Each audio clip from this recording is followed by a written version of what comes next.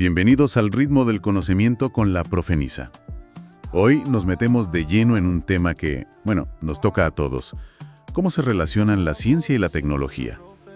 Tenemos un material bien interesante, un análisis llamado Ciencia y Tecnología, el continuo de la innovación.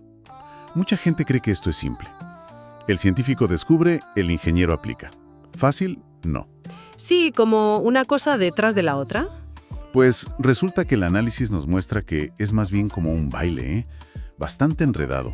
Una relación donde se necesitan, se empujan y se jalan todo el tiempo. Exacto. Vamos a ver qué nos dice este material sobre cómo funciona de verdad este motor que mueve el mundo. Exactamente.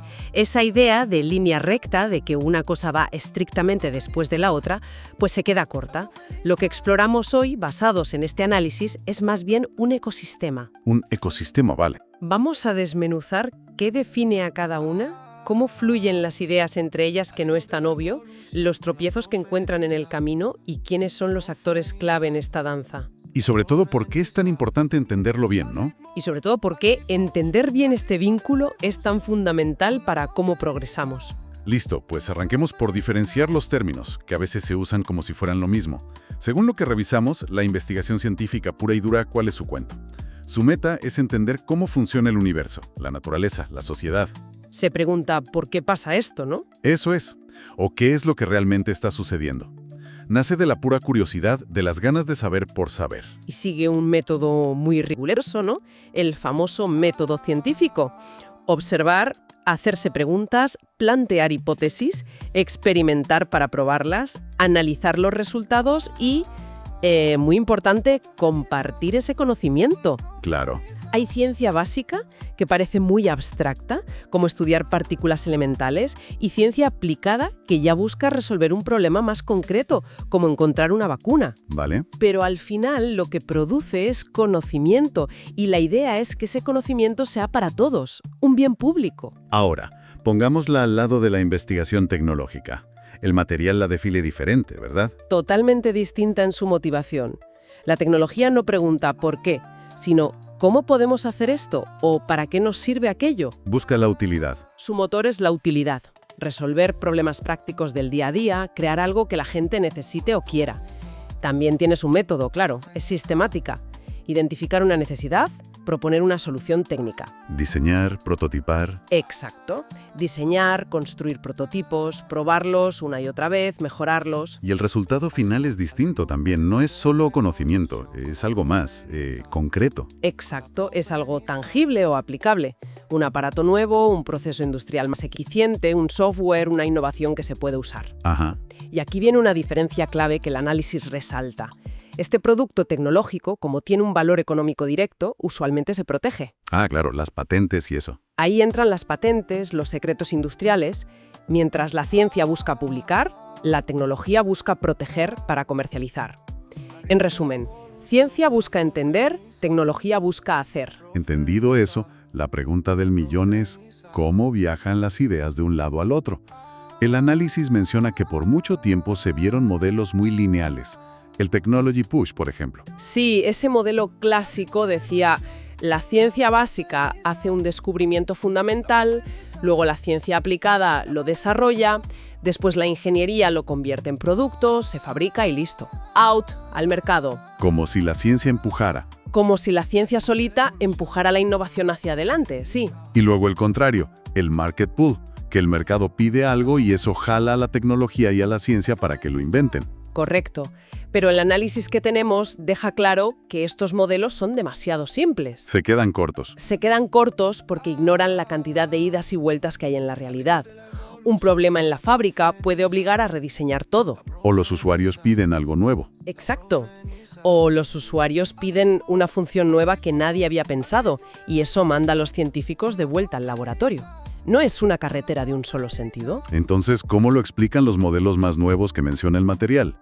Pues los modelos más realistas, como el que proponen Klein y Rosenberg, el llamado modelo de eslabones en cadena, pintan un cuadro más complejo y conectado. ¿Cómo funciona ese? Dicen que muchas veces la innovación no arranca en el laboratorio con un descubrimiento puro, sino con una idea de mercado o un concepto nuevo de producto. O sea, la ciencia no es el punto de partida siempre. No necesariamente.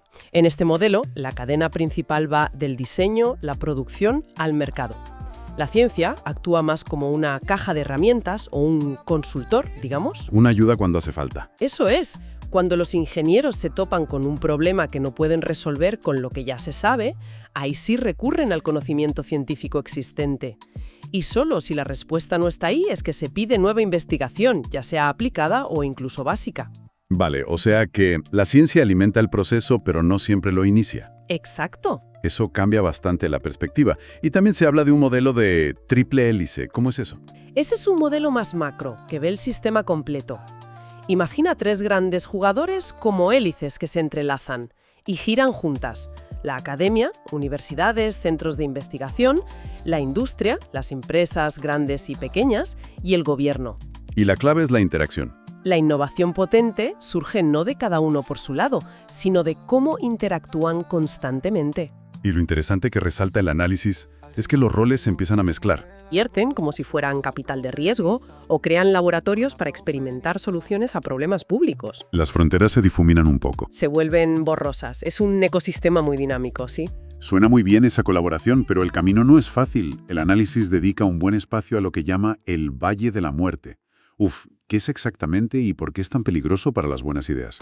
Es esa etapa crítica, súper riesgosa, entre que una invención sale prometedora del laboratorio y el momento en que se convierte en un producto real que alguien quiera comprar o invertir en él seriamente. Un limbo casi. Sí, es un bache donde muchísimas ideas brillantes con potencial real se quedan estancadas y mueren. ¿Y por qué mueren? ¿Solo por falta de plata, de financiación? La plata es un factor clave, claro. Típicamente, la financiación pública que apoyó la investigación inicial se acaba, pero la tecnología todavía no está lo suficientemente probada o madura como para que un inversor primado le meta plata con confianza. Hay un vacío de financiación justo ahí. Entiendo. Pero el análisis enfatiza que no es solo eso. ¿Qué más frena las cosas? Pues hay barreras de gestión importantes. Un científico puede ser un genio en su campo, pero no necesariamente sabe cómo montar y dirigir una empresa, negociar con clientes o manejar un equipo de ventas. Son habilidades muy distintas. Ya. También hay barreras institucionales. La burocracia en las universidades o en el gobierno puede ser lentísima para aprobar cosas, y los enredos sobre quién es dueño de la patente pueden paralizar acuerdos. Un lío, vamos. Y finalmente, las redes de contactos. A veces simplemente falta que la gente adecuada se conozca, el investigador con la idea, el empresario con la visión de mercado, el inversor con el capital. Entonces, cruzar ese valle es como aprender a hablar diferentes idiomas. Exacto, es un problema de traducción entre culturas muy diferentes que menciona el material. La cultura académica valora el rigor, la publicación, trabaja en ciclos largos. Y la industria necesita velocidad, resultados. La industria necesita velocidad, resultados de mercado, retorno de inversión, trabaja en ciclos cortos. Y el gobierno tiene sus propios procesos, a veces le teme al riesgo, opera en ciclos políticos. Para cruzar el valle se necesitan traductores. ¿Quiénes serían esos traductores? Figuras intermedias. Ahí entran figuras clave como las oficinas de transferencia tecnológica, las OTT de las universidades. Su trabajo es justamente ser ese puente. Ah, vale. Entienden la ciencia, pero también hablan el idioma de los negocios y las patentes. Ayudan a evaluar si una idea tiene potencial comercial, a protegerla, a buscar empresas interesadas. A negociar licencias. A negociar los contratos de licencia, que es básicamente el permiso para usar la tecnología a cambio de plata, y hasta apoyan la creación de esas empresas spin-off. Son cruciales para no caerse en el valle. Entendido. Y hablando de jugadores, repasemos rápidamente quiénes son los protagonistas de esa triple hélice que mencionamos según el análisis. Están las universidades. Que son la gran fuente de conocimiento nuevo, especialmente el básico, y donde se forma la gente experta, el talento, pero como decíamos, ya no son torres de marfil. ¿Ya no? Muchas ahora tienen esa mentalidad emprendedora, buscando activamente cómo llevar sus inventos a la sociedad y contribuir al desarrollo económico, apoyándose mucho en sus UTTs. Luego está la industria. Ahí tenemos dos tipos principales, ¿no? Sí, Por un lado, las grandes empresas consolidadas, que suelen tener sus propios departamentos potentes de investigación y desarrollo, de I+D, Claro. ellas investigan, desarrollan y lanzan productos al mercado, manejando todo el proceso. Y por otro lado, están las startups. Esas empresas nuevas, chiquitas, ágiles. Las que arriesgan más, quizá. El análisis destaca que a menudo son ellas las que traen las innovaciones más radicales, las que de verdad cambian el juego, porque están dispuestas a tomar más riesgos, se adaptan muy rápido a lo que pide el mercado y son imanes para el talento joven y el capital de riesgo. Y el tercer jugador es el gobierno. ¿Qué papel juega según el material? El gobierno tiene varios sombreros. Uno fundamental es financiar la ciencia básica. Esa investigación de altísimo riesgo y a muy largo plazo que las empresas privadas difícilmente harían solas. Poner la semilla. Eso. Otro es poner las reglas del juego. Las leyes de patentes para proteger la innovación, las normas de competencia para que haya un mercado justo, los incentivos fiscales para que las empresas inviertan más en I+D. Y a veces actúa directamente. Y a veces, como se mencionó, actúa directamente creando soluciones, por ejemplo, con laboratorios gubernamentales, los GovLabs, que usan métodos ágiles para probar respuestas a problemas públicos complejos involucrando a la gente. Bueno, ya tenemos el mapa, ciencia, tecnología, los modelos de cómo interactúan, los problemas como el Valle de la Muerte y los jugadores. Ahora, lo más chévere, ¿no? Veamos ejemplos concretos que trae el análisis de cómo este viaje, a veces larguísimo y enredado, ha cambiado nuestras vidas. El caso de la radio es fascinante. Totalmente. A ver, empecemos a mediados del siglo XIX. James Clerk Maxwell, un físico escocés, unifica las teorías de la electricidad y el magnetismo en unas ecuaciones matemáticas elegantísimas. Pura teoría. Pura teoría, papel y lápiz. Pero esas ecuaciones predecían algo increíble: la existencia de ondas electromagnéticas que viajaban por el espacio a la velocidad de la luz. Una idea súper abstracta. O sea, ciencia pura y dura, matemática teórica. Y luego, Pues décadas después, en los años 1880, un físico alemán, Heinrich Hertz, se propuso demostrar si Maxwell tenía razón. Montó un experimento en su laboratorio con un aparato que generaba chispas, un transmisor, y otro que las detectaba a distancia, un receptor. ¿y funcionó? Y lo logró. Detectó esas ondas invisibles, midió sus propiedades y confirmó que se comportaban tal como decían las ecuaciones de Maxwell. El objetivo de Hertz era puramente científico, validar una teoría fundamental. Y ahí es donde entra la tecnología. Exacto. Aparecen inventores prácticos como el italiano Guglielmo Marconi. Él vio el potencial. Si esas ondas existían y se podían detectar, se podían usar para enviar mensajes sin necesidad de cables. Claro, la aplicación. Marconi no inventó todo de cero. Fue un maestro combinando y mejorando tecnologías que ya existían por separado. El oscilador de Hertz, el cohesor de Branly para detectar las ondas, las antenas de Popov. Mucha ingeniería ahí. Hizo muchísimos experimentos mejorando el alcance paso a paso, hasta que en 1901 logró enviar una señal de telégrafo cruzando el Océano Atlántico. Y así nació la radio y toda la comunicación inalámbrica. Increíble. De unas ecuaciones abstractas a poder hablar con alguien al otro lado del mundo sin cables. Un viaje de casi 50 años. Impresionante. Otro caso que menciona el análisis y que nos toca muy de cerca es el del ADN y la biotecnología. Ese es otro ejemplo clarísimo. En 1953, Watson, Crick y con las contribuciones cruciales de Rosalind Franklin y Maurice Wilkins, descubren la estructura de la molécula de ADN, la famosa doble hélice. La estructura, la forma. La pregunta que los movía era puramente científica. ¿Cuál es la forma física de la molécula que guarda la información de la herencia? Pero entender la forma lo cambió todo, ¿cierto? Absolutamente. Lo fascinante, y que el análisis recalca, es que en cuanto vieron la estructura de doble hélice, con las bases nitrogenadas emparejadas en el centro A con T, G con C, entendieron inmediatamente cómo podía funcionar. La propia estructura daba la pista. Esa estructura sugería de forma natural cómo la molécula podía copiarse a sí misma para pasar la información a las siguientes generaciones. Y si entendías el código y cómo se copiaba, el siguiente paso lógico era pensar si se podía leer y hasta editar. Claro, la ciencia de la estructura abrió la puerta directamente a la tecnología de la manipulación genética. Exactamente. A partir de ahí vino una avalancha de aplicaciones tecnológicas. desarrollar pruebas para diagnosticar enfermedades genéticas, pensar en terapias para corregir genes defectuosos, Producir medicamentos. usar bacterias o levaduras modificadas genéticamente para producir medicamentos como la insulina humana, un cambio brutal para los diabéticos, o crear cultivos resistentes a plagas o que aguanten sequías, Y lo más nuevo, el CRISPR. y más recientemente herramientas súper precisas como CRISPR que permiten editar el genoma con una facilidad impensable hace pocos años. Toda una revolución en medicina y agricultura que nació de una pregunta científica fundamental sobre una estructura molecular. Y el tercer caso que detallan las fuentes es el del transistor y la revolución digital, que también empezó con ciencia muy abstracta. Así es. A principios del siglo XX, para entender cómo se comportaban los átomos y las partículas subatómicas, surgió la mecánica cuántica, una teoría súper extraña, antiintuitiva, Complicada, sí. que hablaba de niveles de energía discretos, de dualidad onda-partícula, de bandas de energía en los sólidos. Era ciencia fundamental tratando de descifrar las reglas más básicas de la materia. Parecía algo totalmente alejado de la vida práctica. Totalmente.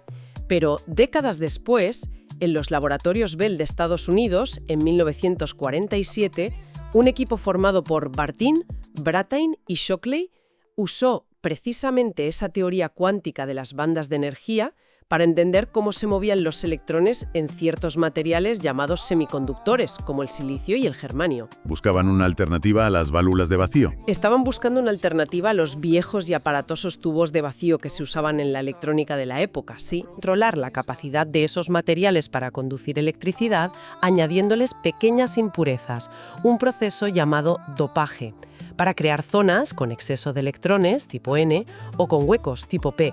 Vale. Y al juntar esas zonas en una estructura tipo sándwich, NPN o PNP, crearon el transistor, un dispositivo diminuto de estado sólido, sin partes móviles ni filamentos calientes, Que hacía lo mismo que las válvulas. que podía hacer lo mismo que los tubos de vacío, amplificar señales eléctricas o actuar como un interruptor. El ladrillo fundamental de todo lo que vino después. Sin duda, el transistor fue la primera gran aplicación tecnológica directa de la mecánica cuántica y es la base de toda la electrónica moderna que usamos hoy. Radios portátiles, televisores y, sobre todo, las computadoras y los móviles. Todo. Toda la revolución digital se monta sobre miles de millones de esos transistores metidos en un chip. Un ejemplo perfecto de cómo la ciencia más abstracta puede, con el tiempo y la aplicación ingeniosa, transformar radicalmente el mundo. Estos ejemplos dejan claro cómo la ciencia impulsa la tecnología, pero el análisis también resalta que la relación funciona en ambos sentidos. Ojo que no es una calle de un solo sentido. La tecnología también le da un empujón enorme a la ciencia. Totalmente de acuerdo. Es un punto crucial que a veces se olvida.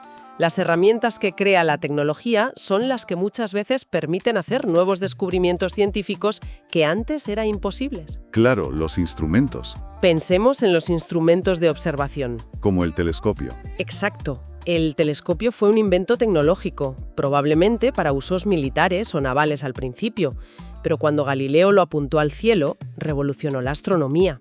Vio las lunas de Júpiter, las fases de Venus, las montañas de la Luna, evidencia que apoyaba la idea de que la Tierra no era el centro del universo. Y siglos después, el Hubble. Y siglos después, piensa en el telescopio espacial Hubble, una maravilla de la ingeniería. Totalmente. Una pieza de tecnología súper avanzada, puesta en órbita para evitar la distorsión de la atmósfera. Y los descubrimientos científicos que ha permitido son impresionantes. Ha cambiado la astronomía. Nos ayudó a medir la edad del universo con más precisión. Descubrió que el universo se está expandiendo cada vez más rápido. La misteriosa energía oscura. Nos dio pruebas contundentes de agujeros negros supermasivos en el centro de las galaxias. Las imágenes son espectaculares. Nos mostró imágenes espectaculares de cómo nacen y mueren las estrellas, como los famosos pilares de la creación, e incluso ha podido analizar la composición de las atmósferas de planetas que orbitan otras estrellas. Pura ciencia nueva hecha posible por tecnología de punta. Y lo mismo pasó con el microscopio, ¿no? Igualito. El microscopio óptico simple, una tecnología del siglo XVII, permitió a gente como Hooke y Van Leeuwenhoek ver por primera vez las células y los microorganismos. Nació la biología celular. Claro. Pero fue el desarrollo del microscopio electrónico en el siglo XX, una tecnología mucho más compleja que usa haces de electrones en lugar de luz, lo que nos permitió ver el interior de la célula con un detalle increíble. Las mitocondrias, los ribosomas, el retículo endoplásmico. Ver los virus. Pudimos ver virus por primera vez, entender cómo se comunican las neuronas en la sinapsis. La tecnología abría una ventana a un mundo invisible y transformó la biología. Y el ejemplo más potente de tecnología impulsando ciencia que menciona el análisis es la computación. Sin duda. La computación nació como una tecnología, producto de avances en electrónica y lógica matemática para hacer cálculos rápidos, pero su impacto en la ciencia va muchísimo más allá de calcular. ¿En qué sentido? La capacidad de cómputo masivo permite hacer algo revolucionario: la simulación. Podemos crear modelos matemáticos de sistemas increíblemente complejos y ver cómo se comportan en una computadora. ¿Como pequeños universos virtuales? Exacto. Simular la formación de galaxias enteras a lo largo de miles de millones de años, modelar el clima global para entender el cambio climático, simular cómo se pliegan las proteínas para diseñar fármacos o diseñar nuevos materiales átomo por átomo en la pantalla antes de fabricarlos. El proyecto Genoma Humano es un ejemplo clave de eso, ¿verdad? Fundamental. Secuenciar los 3.000 millones de letras del ADN humano generó una cantidad brutal de datos.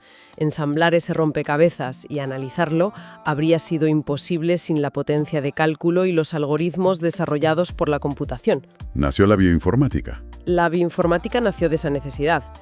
De hecho, el análisis apunta que la simulación computacional se considera hoy casi un tercer pilar de la ciencia, al mismo nivel que la teoría y la experimentación tradicional. Un cambio de paradigma. La tecnología no solo ayuda a la ciencia existente, sino que crea formas completamente nuevas de investigar y descubrir. Entonces, después de revisar todo este material, ¿cuál es la gran conclusión? ¿Cómo resumiríamos esta relación tan compleja?